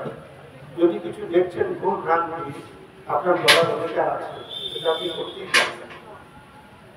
কিন্তু আলোচনাটা কিরকম, সেই ব্যক্তি যেন ওখানে উপস্থিত থাকে, সেই ব্যক্তি যেন ওখানে উপস্থিত থাকে, তবে ওটা আলোচনা। সমালোচনা হচ্ছে সেই ব্যক্তি উপস্থিত নেই, কিন্তু আপনি বলতে থাকছেন সেই ব্যক্তির নাম, ওটা হচ্ছে সমালোচনা। তাই সমালোচনা আমাদের এড়িয়ে চলতে হবে। আলোচনা হতেই পারে, কারো মধ্যে কিছু ত্রুটি আসতেই পারে, হতেই পারে, আমরা ভক্তি জীবনে আছি, অনেক ভুল ভ্রান্তি হতে পারে। কোন এক ব্যক্তি যদি ঘড়ি দিচ্ছে, কোন সমস্যা নেই, কি সমস্যা আছে? সেই জন্য তো ভক্ত সঙ্গী আছে। ভক্ত সঙ্গে আছি কেন? নাম জপ করা শিখে গেছি, গুরু আমাদের দীক্ষা দিয়ে দিয়েছেন, সবই জানি, বৈশী আরতি করতে হয়, সন্ধ্যারতি করতে হয়, এই কীর্তন করতে হয়, এইভাবে ভগবানকে ভোগ লাগাতে হয়, এইভাবে প্রসাদ খেতে হয়, সবই দিয়ে দিয়েছে। সূচিটা এইভাবে মানতে হয়, তো বাড়িতে বসেও তো করতে পারে। কিন্তু ভক্তি বিনোদ ঠাকুর বলেছেন, একাকী আমার নাহি কয় বল, হরি নাম সংকীর্তন। আমি একা একা হরিনাম সংকীর্তনে আমি বল পাবো না, তার জন্য কি আমাকে ভক্ত সঙ্গ, ভক্ত সঙ্গের মধ্যে আমি করতে পারি। কিন্তু ভক্ত সঙ্গে থাকলেই তো নাম অপরাধ এসে যাবে, বৈষ্ণব অপরাধ এসে যাবে। গোপাল চাপাল এরকম ছিল, শিবাস অঙ্গনের সামনে দাঁড়িয়ে শিবাসকে হেয় বানানোর জন্য সে কি করেছিল, শিবাসের দরজার সামনে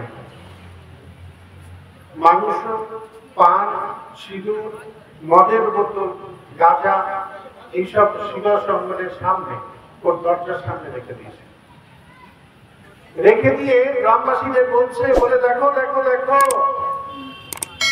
খুব হরিনাম করে না, আদর্শে হরিনাম করে না, এটা তো কালীর পূজারি, এটা তো কালীর পূজাতে যা যা লাগে সব সামগ্রী এখানে আছে, এই দেখো বাইরে এখানে পুজো করেছে, সবাইকে দেখা। শিবাস দেখলো, দেখার পরে খুব দুঃখী হয়ে গেল, দুঃখী হয়ে গিয়ে বলছে, হ্যাঁ হ্যাঁ ঠিকই, আমি কৃষ্ণ ভক্ত, ঠিকই বলছো, আমি কৃষ্ণ ভক্ত হতে পারিনি এখন। এই বলে সে দরজা বন্ধ করে দিয়ে গেল। মনটা খুব দুঃখী যে এরকম আমার সঙ্গে হয়েছে। চৈতন্য মহাপ্রভু আসলেন, চৈতন্য মহাপ্রভুকে তিনি বললেন, তিনি বলেননি, অন্য কেউ বলে দিয়েছেন, মহাপ্রভু এরকম গোপাল চাপাল নামে একজন আছে, সে এরকম কাণ্ড করছে। যেদিন চৈতন্য মহাপ্রভু এই কথা শ্রবণ করলেন, তার পরের দিন ওর সারা শরীরে কুষ্ঠ ব্যাধি ধরে, কুষ্ঠতে কষ্ট পেয়ে যাচ্ছে, সারা শরীর কুষ্ঠতে আক্রান্ত হয়ে গেছে, সারা শরীর কুষ্ঠতে আক্রান্ত, গঙ্গার তীরে বসে আছে চুপচাপ। 3-4 দিন হয়ে গেছে, চৈতন্য মহাপ্রভু গঙ্গা স্নানে গেছে। গঙ্গা স্নানে গিয়ে চৈতন্য মহাপ্রভুকে দেখা হতেই গোপাল ছাপাল বলছে, হে মহাপ্রভু কৃপা করুন, আমার তো ভুল হয়ে গেছে। মহাপ্রভু প্রচন্ড রেগে গেছে, রেগে দিয়ে বলছে, তোমার মতো ব্যক্তি রৌরব নরকে বাস হবে, তোমার রৌরব নরকে বাস হবে। রৌরব নরকটা কি? রৌরব নরকটা হচ্ছে নরকের মধ্যে সবচেয়ে নিম্নতম নরক, প্রচুর শাস্তি হয় এখানে। যারা গাভী কেটে মাংস খায় না, তাদের এই অভিশাপ দিয়েছেন চৈতন্য মহাপ্রভু। গাভীর শরীরে যত লোম আছে, তত পর্যন্ত, তত বৎসর পর্যন্ত তারা রৈরব নরকে বাস করে। একথা চৈতন্য মহাপ্রভু আছে অভিশাপ। তো শিবাস গোপাল চাপালকে মহাপ্রভু এই কথা বলে চলে গেছে। অনেক দিন হয়ে গেছে, 3 বছর 4 বছর, গোপাল চাপাল আরো ব্যাধি বাড়ছে, আরো যন্ত্রণা বাড়ছে, কাঁদছে, কাঁদতে কাঁদতে সে আবার 3-4 বছর পরে চৈতন্য মহাপ্রভুর সঙ্গে দেখা হতে আবার চৈতন্য মহাপ্রভু, আমি আর পাচ্ছি না, আমার ভুল হয়ে গেছে, আপনি আমায় রক্ষা করুন, আমার আপনার কৃপা করুন। তখন চৈতন্য মহাপ্রভু বললেন, তুমি শিবাসের কাছে ক্ষমা চাও, শিবাস যদি তোমায় ক্ষমা করে দেয় তোমার সব ঠিক হয়ে যাবে। এখান থেকে কি শিক্ষা পেলাম? যার চরণে অপরাধ হচ্ছে, যদি অপরাধ থেকে মুক্ত হতে চায় তবে সেই ব্যক্তির চরণে গিয়ে আমার ক্ষমা চাইতে হবে। আর যদি না যেতে পারছি তবে জানতে হবে আমার মধ্যে ইগো এখন আছে, আমি মুখে ক্ষমা চাইছি কিন্তু ভিতরে ইগো আছে, সেই ব্যক্তির সঙ্গে দেখা করতে চাইছি, সেই ব্যক্তির সঙ্গে দেখা করতে পারছি না, তার মানে হচ্ছে আমার ইগো আছে। তাই না? কিন্তু বৈষ্ণব অপরাধের নিয়ম হচ্ছে, যদি কোনো সময় বৈষ্ণব অপরাধ হয়েও যায় তবে যে বৈষ্ণবের চরণে অপরাধ হয়েছে সেই বৈষ্ণবকে চরণে আমাকে ক্ষমা প্রদর্শন করতে হবে, ক্ষমা চাইতে। তো দুর্বাসা মুনি অম্বরীশ মহারাজ, রাজা অম্বরীশ একাদশীর দিন তিনি পালন করবেন বলে দুর্বাসা মুনি বলতেন, আমি স্নান করে আসছি, রাজা তোমার এখানে আমি পালন করব। তো রাজা ওয়েট করছেন কিন্তু দুর্বাসা মুনি আর আসছেন, পালনের সময় হয়ে গেছে তবুও আসছেন। তো অম্বরীশ রাজা আর গুরু মহারাজকে জিজ্ঞেস করেছেন, গুরুদেব পালনের তো সময় শেষ হয়ে যাচ্ছে, তো যদি পালন না করতে পারি তবে তো একাদশী পূর্ণ হলো না। তো সেই সময় উনি যে একাদশীটা করতেন না, উনি পুরো ফাস্টিং থাকতেন, একাদশীর দুদিন আগে থেকে উনি ফাস্টিং থাকতেন, কিছুই খেতেন না, জলও খেতেন একাদশীর দুদিন আগে থেকে। এইভাবে উনি একাদশী ব্রত পালন। তো গুরুদেব ওনাকে আদেশ করলেন যে ঠিক আছে, কোনো সমস্যা নেই, তুমি জল খেতে পারো, জল খেয়ে পালন করতে পারো। তো গুরুদেবের আদেশ শুনে সে এক বিন্দু, একটা ফোঁটা আচমন পাত্র থেকে এক বিন্দু জল নিয়ে ভিতর দিয়ে পালন করেছে। দুর্বাসা মুনির কাছে খবর চলে গেল যে মুনিবার, রাজা কত অহংকারী, আপনাকে বলল পালন করাবে আর সে রাজা নিজেই আগে আপনার আগে পালন করে নিয়েছে। দুর্বাসা মুনি ক্ষিপ্ত হলে তো সর্বনাশ, ওনার নামই দুর্বাসা। তো উনি কি করলেন, এসে অম্বরীশ মহারাজকে অনেক শাস্তির কথা জানিয়ে, তোমার এই হবে, ওই হবে, সেই হবে। তো অম্বরীশ মহারাজ কি আর করলেন, উনি অনেক অনুনয় বিনয় করলেন কিন্তু দুর্বাসা মুনি শুনছেনই না। তারপরে উনি দুর্বাসা মুনির চরণে প্রণাম করে পর্যন্ত বলেছেন, মুনিবার আমি আমার গুরুর আদেশ মেনেই এটা করেছি, আমি নিজের থেকে কিছু করিনি, বা আমি কোনো অন্ন খেয়ে, আমি খালি একদিন জল নিয়েছি, কারণ পালনের টাইমটা চলে গেছে, এই জন্য আমি করেছি। তো তিনি শুনছেন না। তো তিনি বললেন কি, তোমার এখনই মৃত্যু হবে, এই বলে এক অসুর সৃষ্টি করলেন। আর সেই অসুর অম্বরীশ মহারাজকে মারার জন্য উদ্যত হয়ে এসে গেল। অম্বরীশ মহারাজ পালিয়ে কোথাও যান না, ওই আসনে ওখানেই বসে আছেন। তার মধ্যে এত সাহস আছে কারণ তিনি কৃষ্ণ প্রেমের ধনী ব্যক্তি, তিনি রাজা একজন, কিন্তু কৃষ্ণ প্রেম ধন তার হৃদয়ে আছে, তিনি ভীত না, তিনি ওখানে বসে আছেন। ভগবান নারায়ণ কি করলেন, তার চক্র পাঠিয়ে, সেই চক্র দিয়ে সেই দস্যুকে তো হত্যা করেইছে, করার পরে দুর্বাসা মুনিকে তাড়া করেছে ওই চক্র। দুর্বাসা মুনি দৌড়তে থাকছেন, 3 লোক চলে গেছেন সবার কাছে, ব্রহ্মা মহেশ্বর সবার কাছে, বিষ্ণু লোক পর্যন্ত চলে গেছেন দৌড়। সবাইকে রিকোয়েস্ট করছে, বাঁচাও বাঁচাও, আমাকে বাঁচাও, কারণ চক্র আমার পিছনে তারা। বিষ্ণুর কাছে চলে গেছে, গিয়ে ওখানে বলেছেন, প্রভু তোমারই চক্র, তুমি ফিরিয়ে নাও, আমাকে কেন, আমার অন্যায় হয়। বলছে ওই রকম করলে হবে না, এই চক্র তোমার ছাড়বে। তুমি বৈষ্ণব অপরাধে অপরাধী, তুমি অম্বরীশ রাজার চরণ ছুঁয়ে অপরাধ ক্ষমা চাও। ও যদি তোমায় ক্ষমা করে তো এই চক্র আমার কাছে ফিরে আসবে, নচেত টিকবে না। এই চক্র তোমাকে ধ্বংস করেই আসবে আমার কাছে। পরবর্তীকালে দুর্বাসা মুনি সেই অম্বরীশ রাজার কাছে ক্ষমা চেয়ে তার জীবন বাঁচায়। তো এই হচ্ছে বৈষ্ণব অপরাধ। বৈষ্ণব অপরাধের ফলে আমাদের জীবন কি হতে পারে? টাইমটা একটু বলবেন আমাকে। 7:30 পর্যন্তই বলেছিল, 30 হলে একটু আমাকে হাত ফাত দেখিয়ে দেবেন, তাহলে আমি আলাদা। তো এইভাবে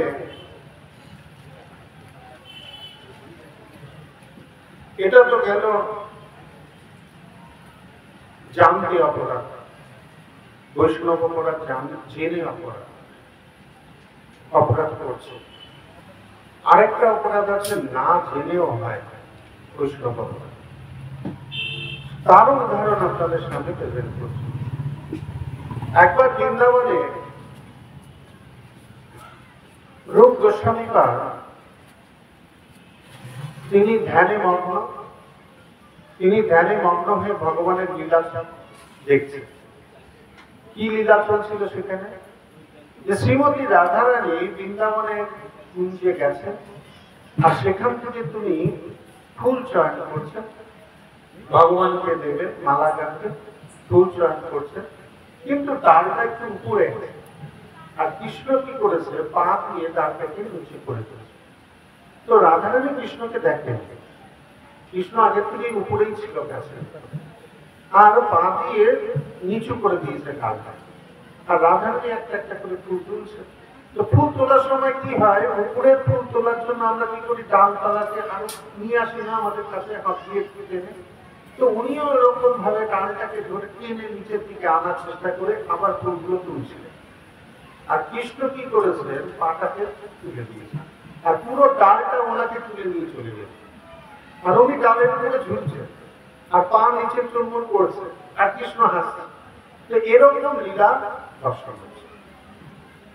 তো রূপ গোস্বামী পাদ যখন এই লীলা দর্শন করছে, তো দর্শন করতে করতে তো কিছুক্ষণ পরে ওনার দর্শন থেকে, উনি যে লীলাটা দর্শন করছে, হঠাৎ উদার হয়ে গেল। যেমন টিভিতে সিরিয়াল দেখতে দেখতে কারেন্ট চলে গেলে কি হয়, বন্ধ হয়ে যায় না? ওরকম ভাবে ওনার লীলাটা ফট করে বন্ধ হয়ে গেল। তো উনি চিন্তিত হয়ে গেলেন যে কি ব্যাপার, লীলাটা দেখছিলাম কত সুন্দর, কি হলো? উনি সনাতন গোস্বামীর কাছে যান, গিয়ে বলেন যে আমি না এরকম একটা লীলা, সুন্দর লীলা দেখছিলাম, আর দেখতে দেখতে না হঠাৎ লীলাটা আমার চোখের সামনে থেকে গায়েব হয়ে গেল। এটা কি কারণে হলো? সনাতন গোস্বামী বললেন, তোমার বৈষ্ণব অপরাধ হয়েছে, তার জন্য তোমার চোখের সামনে থেকে লীলা চলে গেছে। বৈষ্ণব অপরাধ হয়েছে, আমি তো কোনো কিছু করলাম না, আমি তো চোখ বন্ধ করে লীলাই শ্রবণ করছিলাম, যাই লীলাটাকে দেখছিলাম, আমি তো কারণ কিছু করিনি। অ্যাকচুয়ালি কি হয়েছিল? তো উনি যখন লীলা থেকে হাসছিলেন, যে এইভাবে কৃষ্ণ পা তুলে নিয়েছে আর রাধারানী উপরে ঝুলছে, দেখুন, চিন্তা করে দেখুন ব্যাপারটা কিরকম। রাধারানী ঝুলছে কারণ ধরে ধরে, আর কৃষ্ণ উপরে হাসছে, ঠিক আছে? এই দেখে উনি হাসছিলেন লীলাটা। ওই সময় অষ্টবক্র মুনি তিনি আসছিলেন রূপ গোস্বামী পাদের কাছে কোনো কিছু ব্যাপারে ডিসকাস করবার জন্য। তো উনি যখন কাছে চলে এসেছিলেন, তখন দেখছেন রূপ গোস্বামী হাসছেন। তো উনি মনে মনে দুঃখী হয়ে গেলেন যে ও আমার হাঁটা চলা তো ভালো না, আমাকে ওই জন্য দেখে হাসছে।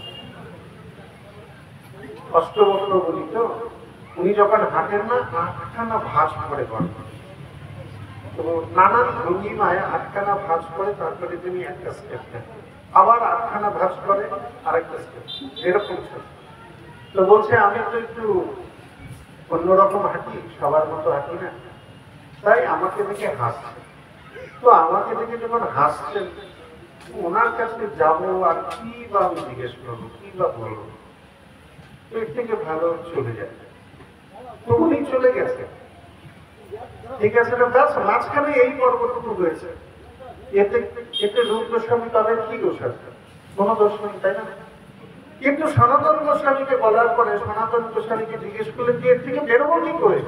তবে তো আমি কোনোদিনই আমি বৈষ্ণবকে যদি খুশি না করতে পারি, তবে তো আমি জানতেও পারলাম না কোন বৈষ্ণবের সামনে আমার অপরাধ হলো, আমি এটা থেকে বেরোবো কি করে?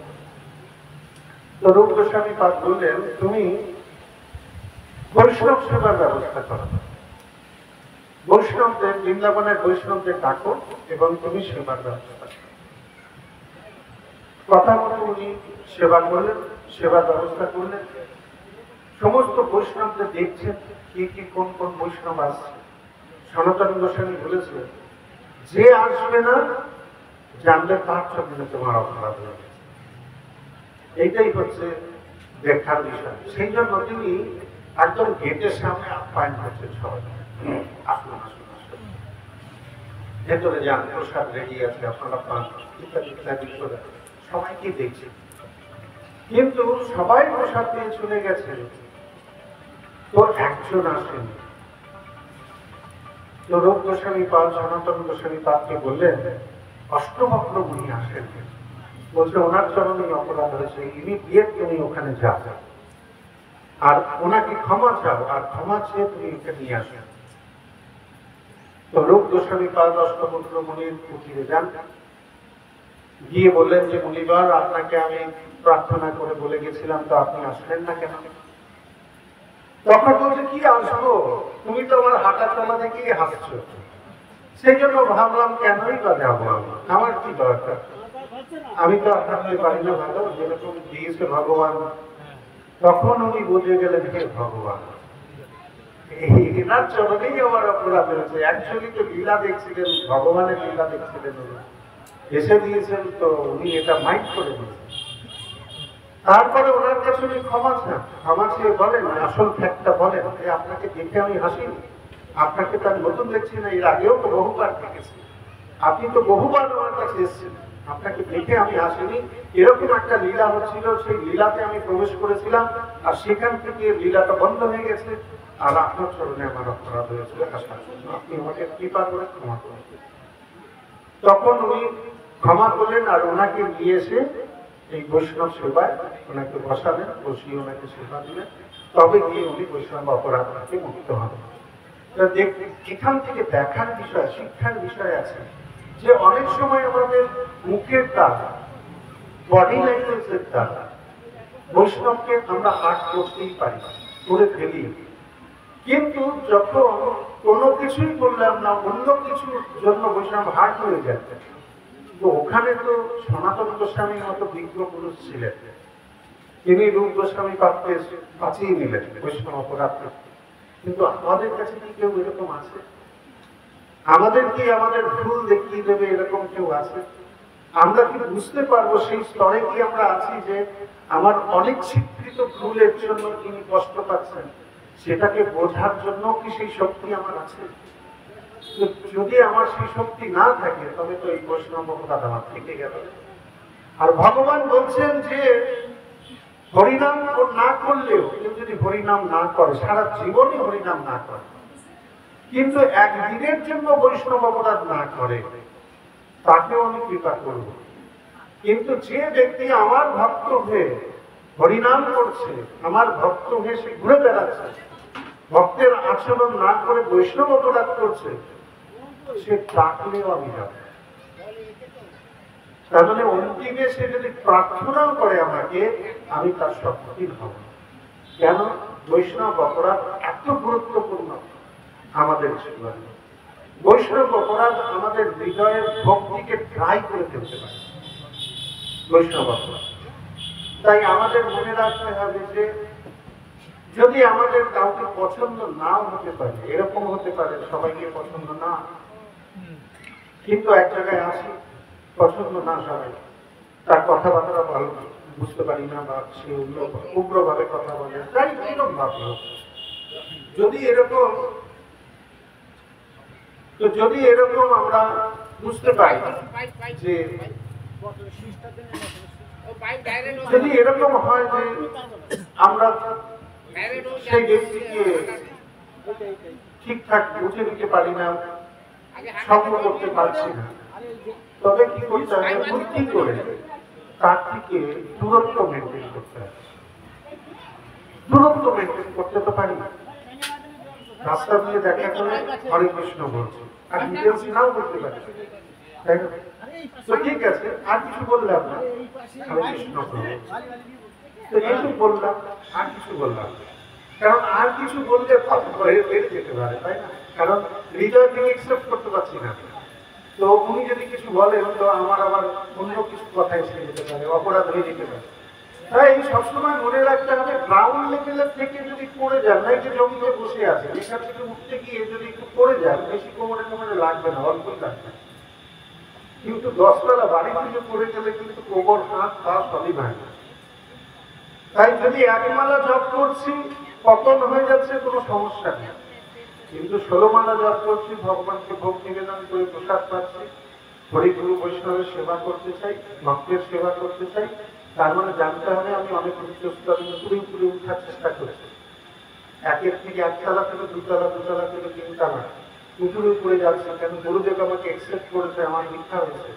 গুরুদেব আমাকে কিছু সেবা দিয়েছে, আমাকে সেই সেবা করতে হচ্ছে, সেই জন্য আমাকে একটু শাস্ত্র অধ্যয়ন করতে হচ্ছে, অর্থাৎ আমি একটু উঁচু লেভেলে উঠছি।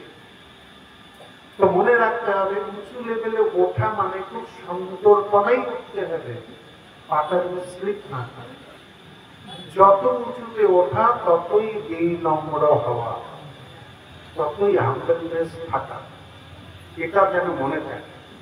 যদি এটা মনে না থাকলো আর যদি পা স্লিপ করে গেল, তাহলে কিন্তু অনেক উঁচু থেকে পড়তে হয়, আর কিন্তু দাঁড়িয়ে আবার রিকভারি করে আবার করাটা খুব কষ্ট থাকবে।